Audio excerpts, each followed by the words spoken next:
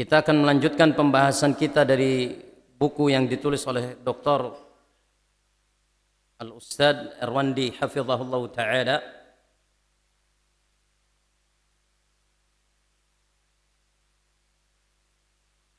di mana kita masuk pada hasil jual beli barang yang diharamkan.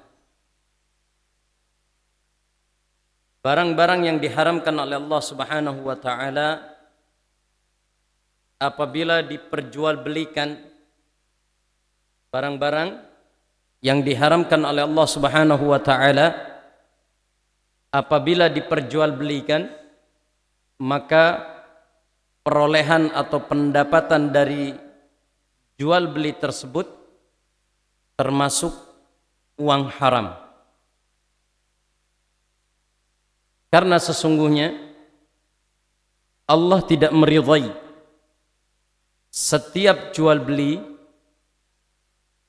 yang pada transaksinya terdapat barang-barang yang diharamkan oleh Allah Subhanahu wa ta'ala. Oleh karenanya saudaraku seiman rahimani wa rahimakumullah, kita bacakan ayat Allah Subhanahu wa ta'ala yang berbunyi dalam surat An-Nisa ayat 29, ya ayyuhalladzina amanu la ta'kulu amwalakum bainakum bil batil, la ta'kulu amwalakum bainakum bil batili. Wahai orang-orang yang beriman, kata Allah Subhanahu wa ta'ala, janganlah kalian berjual beli, janganlah kalian saling memakan harta di antara kalian dengan cara yang batil. Ya, dengan cara yang batil.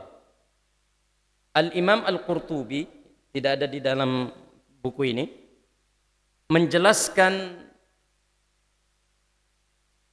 wala la ta'kulu amwalakum bainakum bil batil, kata bil batil, janganlah kalian saling memakan di antara kalian harta kalian dengan cara yang batil.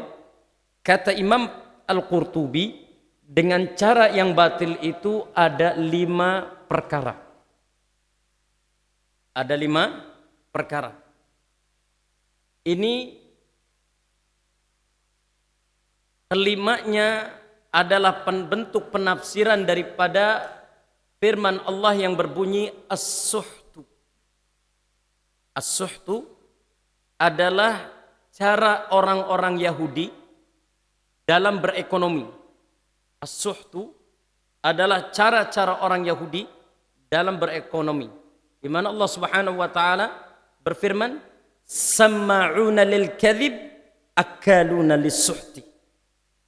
Orang-orang Yahudi itu senang menebarkan berita-berita bohong. Senang menyebarkan berita-berita bohong. Berita bohong yang disebarkan oleh mereka dalam rangka meraup keuntungan untuk diri mereka sendiri. Ya. Akaluna lis-suhti. Dan mereka saling memakan harta di antara mereka dengan cara as-suhtu. Yaitu dengan cara batil. Apa arti as-suhtu dan batil dalam firman Allah ini? Dikatakan oleh Imam Qurtubi, yang pertama riba. Ya. Yang kedua adalah jual beli urbun. Meskipun ini nanti ada pembahasan tentang jual beli urbun, tapi oleh sebagian ulama diarahkan kepada jual beli urbun. Apa jual beli urbun itu? Jual beli dengan menggunakan uang muka. Karena 3 madhab Syafi'i, 3 madhab Hanafi, Maliki, Syafi'i, 3 madhab ini mengharamkan jual beli dengan menggunakan uang muka. Ya, 3 madhab ini mengharamkan jual beli dengan menggunakan uang muka. Sehingga ayat ini ditafsirkan oleh mereka, as-suhtu adalah jual beli dengan uang muka. Namun Al-Imam Ahmad bin Hanbal menyatakan jual beli dengan uang muka halal dan tidak ada masalah. Ini nanti kita akan bahas sendiri pada poinnya atau pada permasalahannya tersendiri di bab-bab yang lain. Kemudian saudaraku seiman rahimani wa rahimakumullah hadani Allah wa iyyak.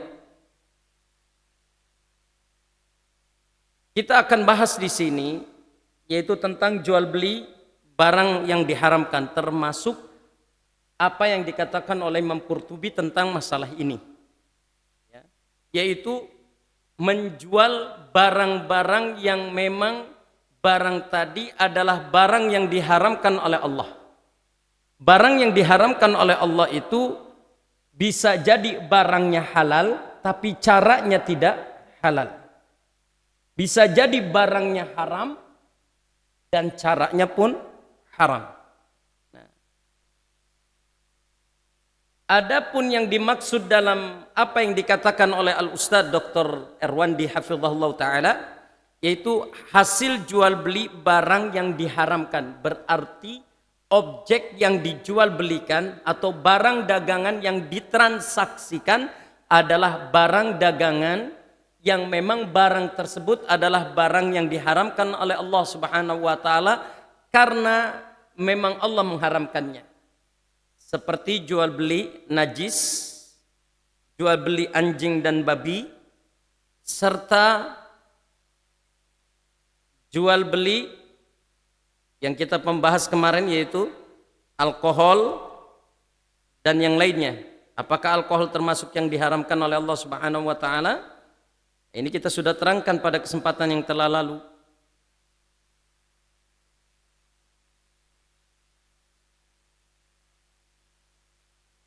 Ya. Demikian permasalahan tentang alkohol itu sudah kita bahas pada perjumpaan yang telah lalu, bahwa saudaraku seiman yang semoga Allah muliakan, Allah mengharamkan kita bertransaksi jual beli dengan barang yang diharamkan oleh Allah Subhanahu wa taala. Pertanyaannya timbul, kalau pembahasan kita yang lalu itu tentang alkohol dan sebagian ulama menyatakan alkohol itu tidak najis, kan kemarin permasalahannya bukan masalah haram dan tidak haram, tapi masalahnya alkohol ini najis atau tidak najis. Jika alkohol ini najis, maka jual beli alkohol termasuk jual beli benda yang diharamkan oleh Allah Subhanahu wa taala. Sehingga jual belinya adalah salah satu bentuk keharaman. Jika alkohol itu barang yang tidak najis, maka jual beli alkohol hukumnya apa? Diperbolehkan selama tidak untuk diminum. Selama tidak untuk diminum. Biasanya untuk apa? Membersihkan alat-alat medis.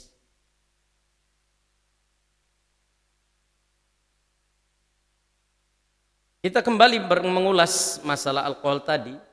Namun walaupun sebagian ulama kontemporer tentunya yang menyatakan alkohol itu tidak najis dan boleh diperjualbelikan, maka mereka memiliki pendapat sendiri tentang hukumnya menjual beli minyak wangi, parfum yang terdapat di dalamnya alkohol.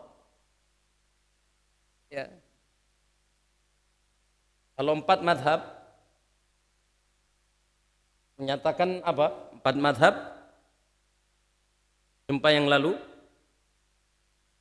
Hanafi, Maliki, Syafi'i, Hambali, 4 madhab ini menyatakan bahwa alkohol itu najis, sehingga jual beli alkohol hukumnya haram.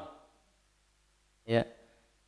Ulama-ulama selain mereka, Al-Imam Al-Muzanni dan ulama-ulama terkini, ya, diantaranya Ahmad Khan, Al-Imam Ahmad Khan atau Ahmad Syakir, kemudian Syekh Ahmad Syakir, kemudian Syekh Al-Albani rahimahullah ta'ala, Al-Imam Ibn Baz, kemudian Ibnu Utsaimin rahimahumullah taala, mereka menyatakan alkohol itu tidak najis. Sehingga jual beli alkohol itu diperbolehkan selama tidak dikonsumsi untuk makanan dan minuman. Adapun hukum menggunakan parfum dengan kadar alkohol yang berlebih, tetap ulama melarangnya. Boleh dengan kadar yang tidak berlebihan. Jika berlebihan, maka ulama manapun mengharamkannya. Tidak ada yang membolehkannya. Kalau kita jual beli parfum, kadar alkoholnya lebih banyak daripada kadar bibit parfumnya, hukumnya tidak boleh. Tapi kalau kadar alkoholnya sedikit, ditoleransi, maka sebagian ulama kontemporer membolehkannya. Baik. Timbul pertanyaan, benda-benda apa sajakah yang diharamkan untuk diperjualbelikan? Benda-benda apa sajakah yang diharamkan untuk diperjualbelikan? Benda yang pertama yang haram diperjualbelikan adalah benda-benda yang mengandung unsur kesyirikan. Benda-benda yang mengandung unsur kesyirikan itu haram hukumnya untuk diperjualbelikan, walaupun benda itu adalah benda yang tidak mengandung unsur apa-apa kecuali unsur kesyirikan, maka tetap haram. Contoh, jual beli batu akik yang diyakini di dalam batu akik ini ada hadamnya. Jual beli batu akik yang diyakini di dalam batu akik ini ada khadamnya. Khadam itu jin tersendiri selain jin qarin. Orang Indonesia ini memaksa-maksa, ya. Jin qarin kudu sama dengan jin khadam, beda. Ya. Tidak ada kesamaan antara jin qarin dan jin khadam. Jin khadam itu digunakan oleh para ahli perdukunan untuk membantu praktek-praktek perdukunan mereka. Nah, mereka beranggapan bahwa ketika seseorang memiliki batu-batu tertentu, ya, apalagi kalau mendapatkan batunya makin dalam, dalaman 12 meter, lebih dalam lagi, makin dalam dapat batu yang wah Masya Allah, maka kadar khodamnya makin besar. Itu kalau jual beli batu akik tadi didasarkan karena batu akik itu ada khodamnya dan ini adalah pintu daripada pintu kesyirikan, maka hukumnya haram. Contoh apa lagi? Jual sabuk keamanan, bukan seat belt yang ada di mobil, ya. Kalau seat belt yang ada di mobil boleh. Ini biasanya bagi para atlet, ya, atlet-atlet yang punya ilmu-ilmu kanuragan, kan gitu ya. Mereka itu beranggapan bahwa ini adalah leluhur mereka, ya. Punya ilmu kanuragan, braja musti, rawa rontek, terus rantai babi. Rantai babi itu satu benda yang mistis yang dianggap bisa membuat orang itu dikjaya, dikjaya banget. Sampai mereka itu berburu rantai babi atau rantai babi ini ke hutan-hutan. Karena diyakini oleh mereka rantai babi ini ada. Benda yang mereka sebut sebagai benda mistis. Para pemujanya itu nyari. Dan anehnya mereka adalah kaum muslimin. Mereka adalah kaum muslimin. Ini musyrik. Syirkun billah, syirik kepada Allah. Bahkan acara tentang ini sempat ditayangkan di di salah satu TV nasional. Di mana di TV nasional itu disiarkan memburu rantai babi yang memang benda yang mereka anggap kalau orang sudah punya rantai babi, maka ilmunya akan tinggi. Saktri, mandra, apa guna apa itu. Ya, seperti itu. Termasuk mereka berkeyakinan adanya merah delima, ya, batu merah delima, seri gunting, merah delima, kemudian apalagi itu tadi rantai babi, adalah benda-benda yang memang mereka anggap manakala mereka punya itu harganya selangit. Harganya selangit dan tidak bisa dibayar kecuali dengan apa? Dengan harga yang tidak masuk akal. Kalau kamu punya cicak ekor cabang, saya berani beli 1 juta. Yang penting ekornya cabang. Karena apa? Karena ini adalah mengandung unsur-unsur kesyirikan.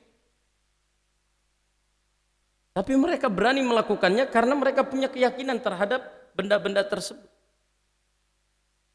Ada lagi jual beli keris, yang diyakini keris itu mempunyai mistik. Oleh karenanya Islam mengharamkan jual beli gambar makhluk hidup. Oleh karenanya Islam mengharamkan jual beli gambar makhluk hidup. Kenapa? Karena pada sebagian gambar makhluk hidup mereka punya keyakinan mistis. Bapak saya itu punya foto dari anyaman benang wol. Fotonya Presiden Soekarno. Kata saudara-saudara, itu foto Soekarno kalau malam Jumat bisa pelarak-lirik. Kata saudara-saudara saya, bisa pelarak-lirik begitulah. Bahkan bisa mengeluarkan petuah. Itu sekedar foto presiden. Iya kan? Dan itu diyakini. Oleh karenanya bukan masalah Islam itu melarang berkreasi seni, bukan. Masalahnya pada sebagian orang yang lemah imannya dan lemah akalnya akan menganggap benda-benda yang mistis tadi, benda-benda yang mereka anggap punya nilai antik itu terdapat apa? Terdapat unsur-unsur mistik. Sehingga mereka melakukan kesyirikan. Itu baru foto Bung Karno. Bahkan pada foto binatang pun mereka mistikkan. Contohnya gambar macan Siliwangi atau macan Ali. Wah, ada ininya, ada itunya, wah udah macam-macam. Bahkan ada komunitas yang mereka membela mati-matian bahwa 2 macan ini hidup. Pakai istilah nyambat, istilah yang lain, bahkan mereka menjual batu untuk nyambat 2 macan ini.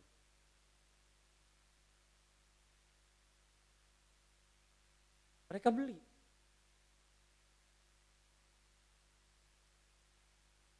Termasuk haram jual beli benda yang memang dianggap memiliki petuah. Nah ini tongkatnya Kanjeng Nabi, itu dusta ya akhi. Yang nyebar sampai sana sini dan bersanad, ini tongkatnya Nabi Muhammad SAW bersanad. Dusta, wallahi dusta. Ini pekerjaannya Syiah. Dan mohon maaf, ini pekerjaannya para habib.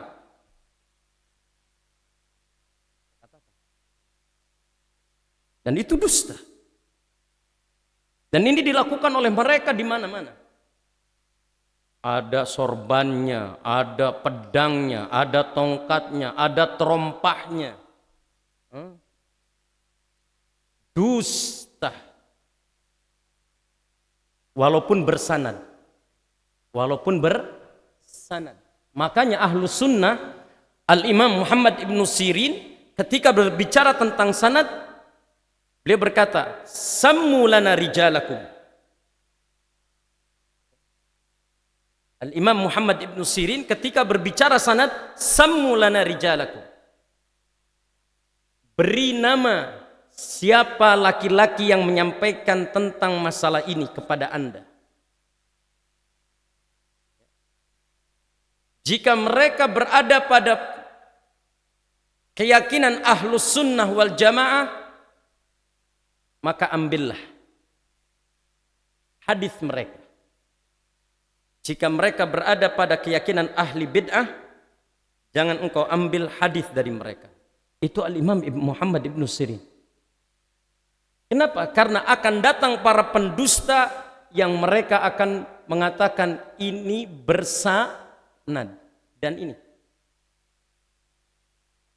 orang-orang yang lemah imannya sampai Masya Allah,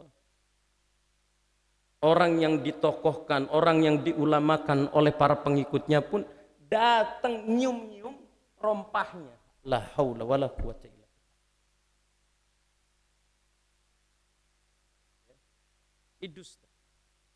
Makanya Islam mengharamkan jual beli barang yang memiliki petuah.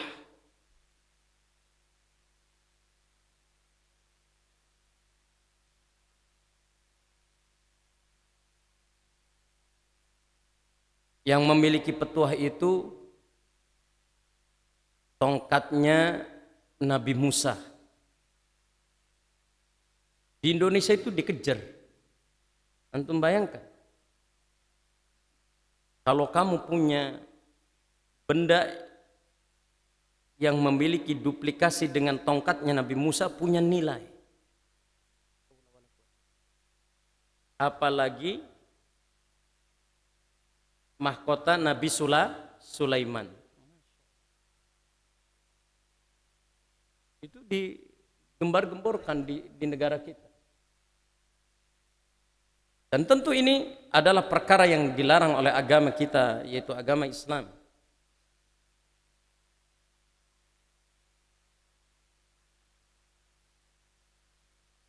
Di sini dikatakan, sungguh merupakan tindakan yang sangat zalim manakala seseorang menyamakan penciptanya, yaitu Allah Tabaraka wa Ta'ala, dengan makhluknya, memberikan penghambaan dirinya kepada selain penciptanya, padahal manusia sebagai makhluk tidak mau disamakan dengan makhluk lain. Apakah seorang manusia mau disamakan dengan binatang? Tentu jawabnya tidak.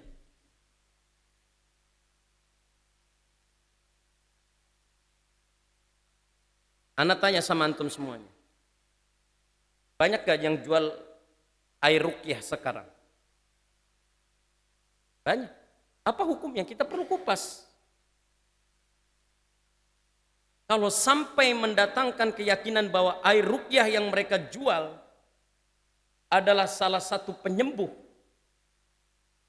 yang tidak ada jaminannya dari Al-Quran dan hadis Nabi Muhammad SAW. Bayangkan, jual ada yang 1 galon, ada yang 1 botol. Apa ini? Terus ada lagi yang menjual garam ruqyah. Kata Syekh Muhammad ibn Saleh Al-Utsaimin, garam ruqyah tidak ada di dalam Islam. Tidak ada. Kecuali pecinta dukun.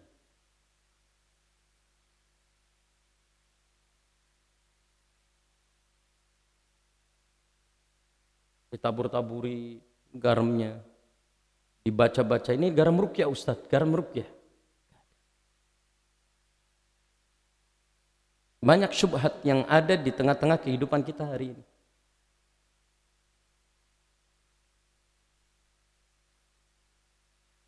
Termasuk yang diperbincangkan oleh para ulama, yaitu gelang dan kalung kesehatan.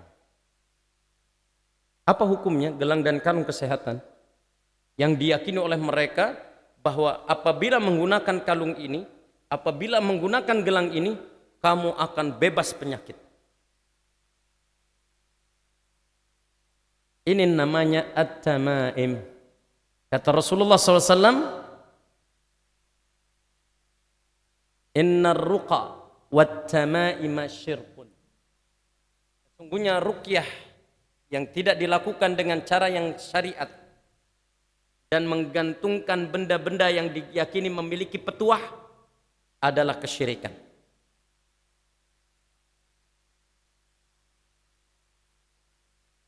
Beli lafal Allah digantungin di mana? Di mobil.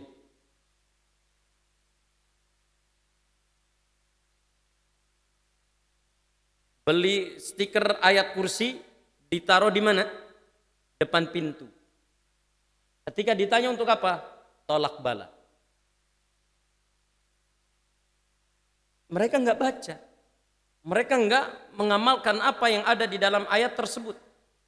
Tapi mereka berkeyakinan bahwa apabila ayat ini, stiker ayat ini ditempelkan depan rumah, jin, buta ijo, bergolo, kuntilanak, tuyul enggak bisa masuk. Maka ini syirik. Dan ini menjadi keyakinan kita. Oleh karenanya Ustaz menyatakan sungguh zalim apabila seseorang menyamakan benda-benda dengan Allah Subhanahu wa taala. Seperti zalimnya masyarakat Quraisy terhadap Allah Subhanahu wa taala. Di antara salah satu kezaliman masyarakat Quraisy adalah orang-orang Quraisy tidak mau punya anak perempuan. Ya tidak? Masyarakat Quraisy tidak mau memiliki anak perempuan. Apabila lahir dari istri-istri mereka anak perempuan, muka mereka seolah-olah tercoreng. Sehingga anak-anak perempuan mereka dikubur hidup-hidup. Betul atau salah? Betul, kita mendengarkan kita menyimak sejarah ini. Dan kita meyakini sejarah ini. Ya.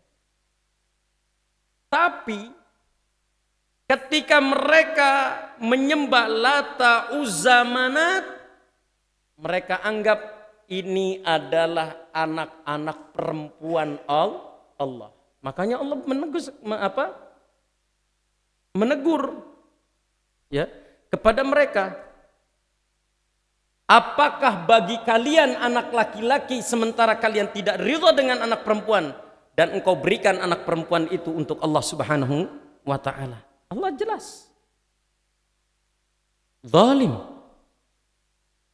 Anda sendiri tidak mau punya anak perempuan, tapi untuk Allah Anda kasih anak perempuan. Padahal Allah tidak punya anak dan keturunan. Nah, itu kezaliman. Lata, Uzza, Manat, mereka yakini bahwa ini anak-anak perempuan Allah. La haula wala quwata illa.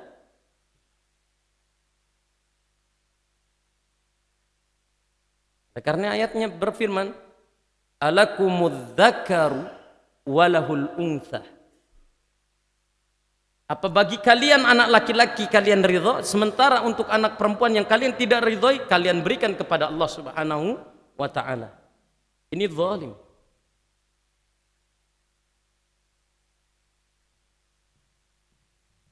Dan ana sering melihat orang Indonesia keyakinannya terhadap sumur Zam-Zam lebih lemah dibandingkan sumur Ji'ranah. Jadi kalau kita berangkat pergi haji atau umrah, ada kawasan di sana yaitu sumur Ji'ranah. Di mana sumur Ji'ranah ini airnya keluar dari jari jemari Nabi Muhammad sallallahu alaihi wasallam. Ketika para sahabat hendak melakukan salat Id, sementara tidak didapatkan satu tetes air pun, maka dengan izin Allah, Allah turunkan mukjizat bagi Nabi Muhammad sallallahu alaihi wasallam mengeluarkan air dari jari jemarinya. Kemudian air itu terkumpul dan disebut dengan air Ji'ranah. Lebih senangnya ke air Ji'ranah dibandingkan air Zamzam. Padahal air Zamzam dijamin keistimewaannya dibandingkan air yang lainnya. Dan ternyata di Indonesia air Zamzam lebih kalah lagi dengan air Jagabayan, kemudian air Gunung Jati. Katanya nyambung ke air Zamzam. La haula wala quwata illa. Khurafat ini lahir dari pemahaman Syiah yang mereka mengaku diri mereka ahli bait padahal bukan ahli bait. Antum yakin kalau ahli bait yang ada saat ini mereka lebih memilih hidup di kota Madinah karena mereka khawatir akan mencoreng kemuliaan daripada Nabi Muhammad sallallahu alaihi wasallam. Dan satu-satunya kota yang mendukung untuk mengamalkan seluruh ajaran Nabi Muhammad sallallahu alaihi wasallam salah satunya adalah kota Madinah. Sehingga anak keturunan Nabi sallallahu alaihi wasallam mereka lebih memilih ada di Madinah dibandingkan di luar Madinah. Di Indonesia kalau banyak yang mengaku anak keturunan Nabi Muhammad sallallahu alaihi wasallam enggak masalah. Urusan mereka, tapi ingat Allah melaknati mereka jika mereka berdusta. Itu saja. Tidak perlu repot-repot. Dan ketika kita menjadi garis keturunan ahli bait, haram bagi dia untuk menerima sedekah. Untuk menerima sedekah. Dan berapa banyak orang yang mengaku anak keturunan Nabi, mereka menerima sedekah. Allah Subhanahu wa taala berfirman, "Wa burrizatil jahimu lil ghawin wa qila lahum aina ma kuntum ta'budun min dunillahi hal yansurunakum aw yantasirun wa kubkibu fiha hum wal ghawun wa junudu iblisa ajma'un qalu wa hum fiha yakhtasimun tallah in kunna lafi dhalalin mubin id nusawwikum bi rabbil alamin." Ini Allah jelaskan, Allah tegaskan di dalam firman-Nya tentang keberadaan mereka yang menyamakan Allah Subhanahu wa taala dengan makhluknya, sehingga mereka menganggap kekuatan benda-benda tersebut lebih memiliki petuah dan kekuatan dibandingkan Allah Azza wa Jalla. Ini di dalam surat Asy-Syu'ara ayat 91 sampai 98, di mana Allah berfirman, "Dan diperlihatkan dengan jelas neraka jahim kepada orang-orang yang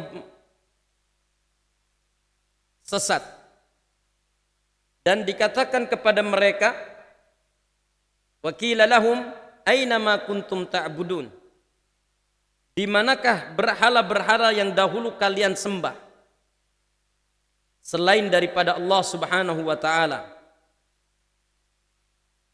Dapatkah mereka menolong dirimu atau menolong diri mereka sendiri? Maka sesembahan-sesembahan ini disingkirkan ke dalam neraka, disungkurkan di dalam neraka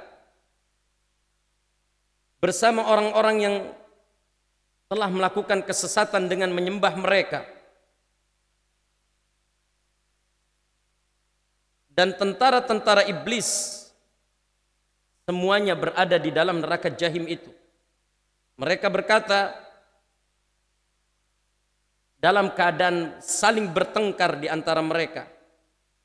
Demi Allah, sungguh kita dahulu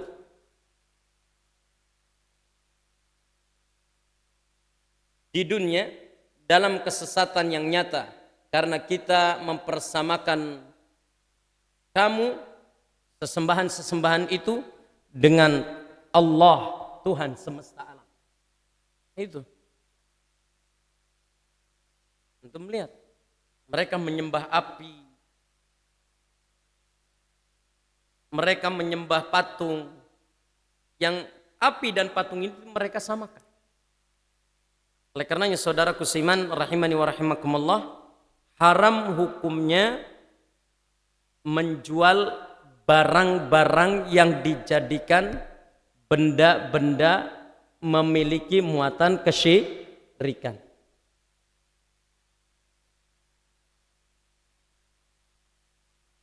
Tadi selain keris, sabuk besel. Sabuk besel itu apa? Kalau bahasa Indonesianya sabuk jimat ya, sabuk jimat. Terus apa yang dikalungkan di sini di warna hitam itu juga sama. Apa namanya di Indonesianya itu? Kalau di Cirebonnya besel namanya. Kalung hitam kecil itu.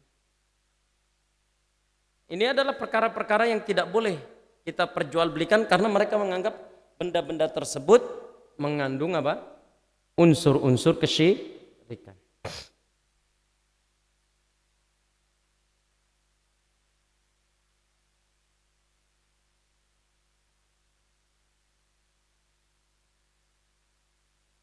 Allah berfirman dalam surat Al-An'am tentang yang demikian ini, "Qul ta'alau atlu ma harrama rabbukum 'alaikum alla tusyriku bihi syai'a." Katakanlah, marilah kubacakan apa yang diharamkan atas kamu oleh Tuhanmu, yaitu janganlah kamu mempersekutukan sesuatu dengan Dia dalam berbuat kesyirikan. Ini surat Al-An'am ayat 151. Ini jelas ya bahwa orang-orang yang menjual benda-benda yang dijadikan alat untuk kesyirikan hukumnya haram. Karena apa? Setidaknya mereka menyamakan Allah dengan makhluknya.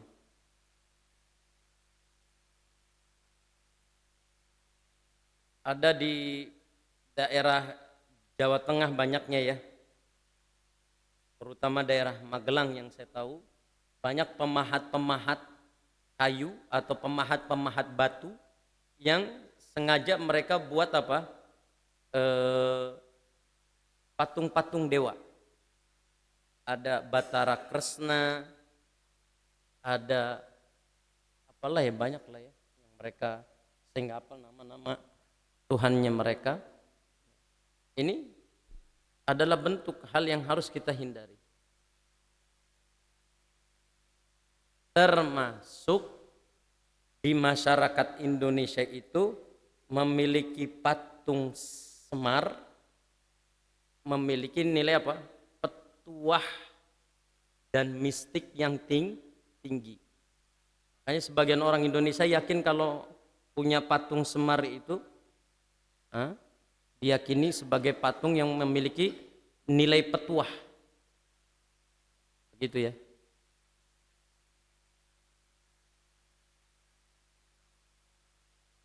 Dan jangan pula kita membeli tempat atau tanah karena berdasarkan nilai-nilai kesyirikan.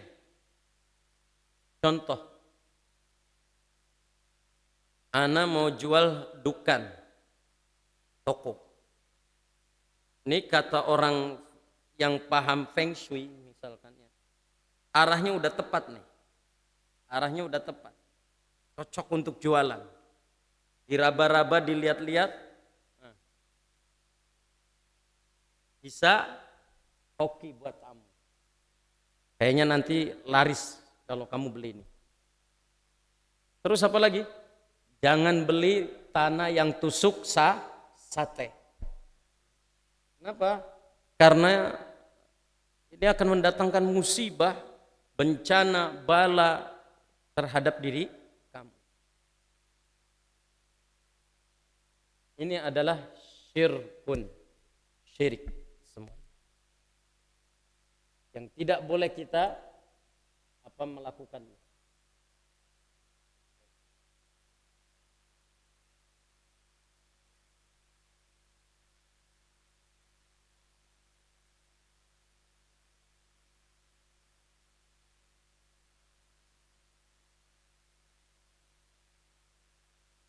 Bagaimana jual beli ikan lauhan yang diyakini ikan tersebut pembawa rezeki oleh sebagian keyakinan masyarakat, dan ternyata kaum muslimin ikut-ikutan.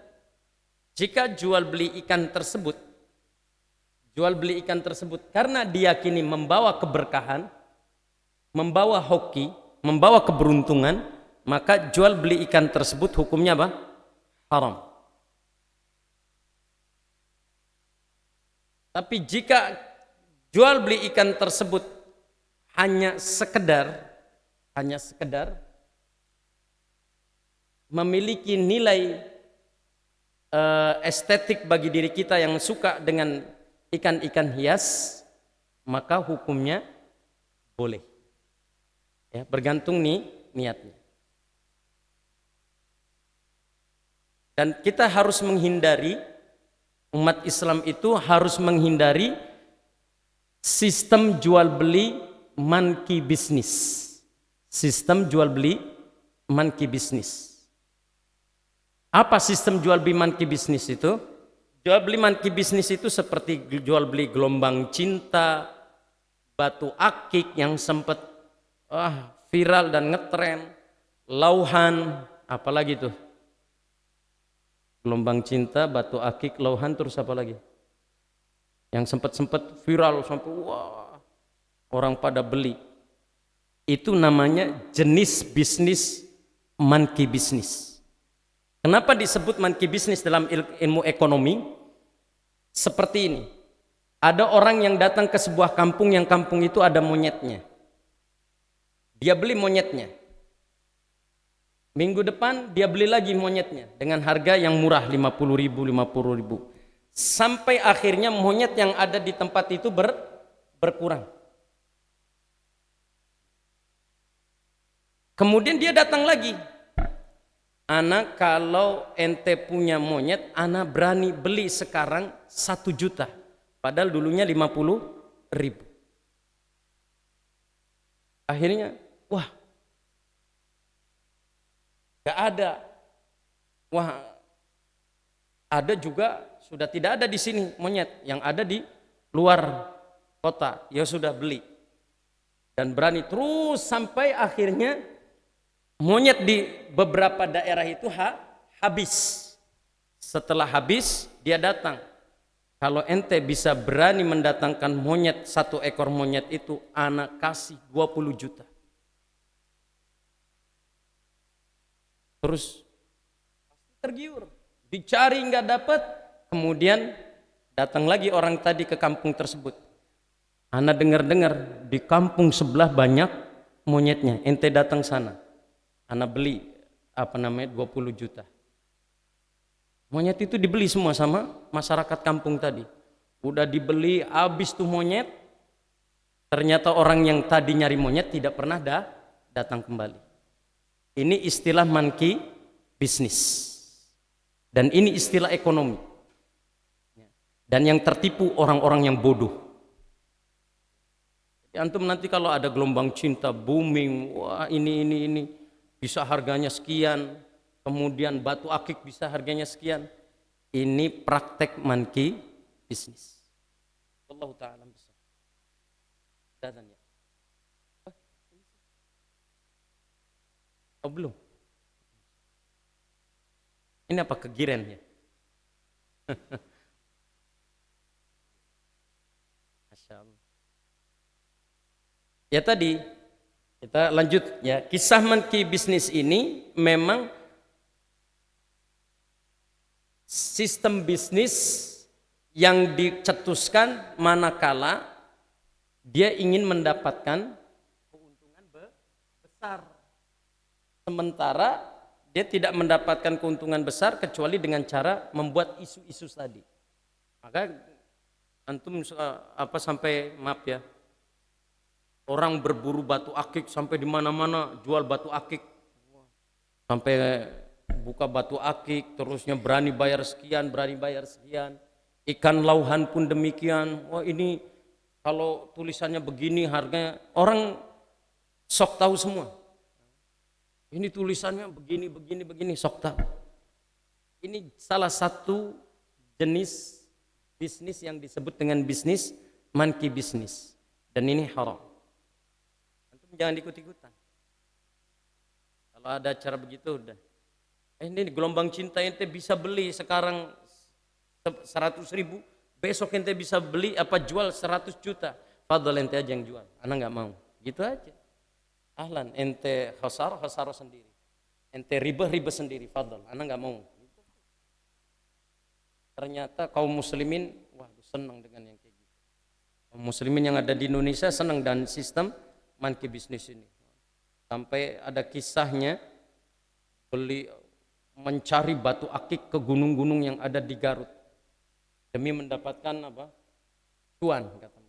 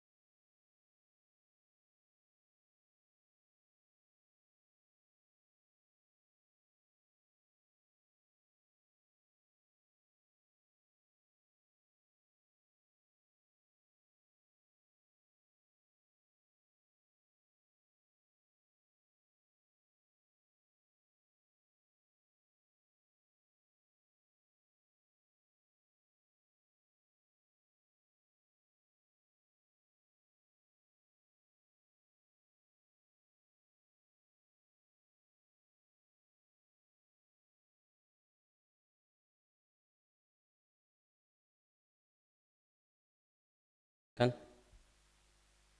Dan ditanyakan langsung. Cukupkan dengan doa kafaratul majelis. Tidak ada?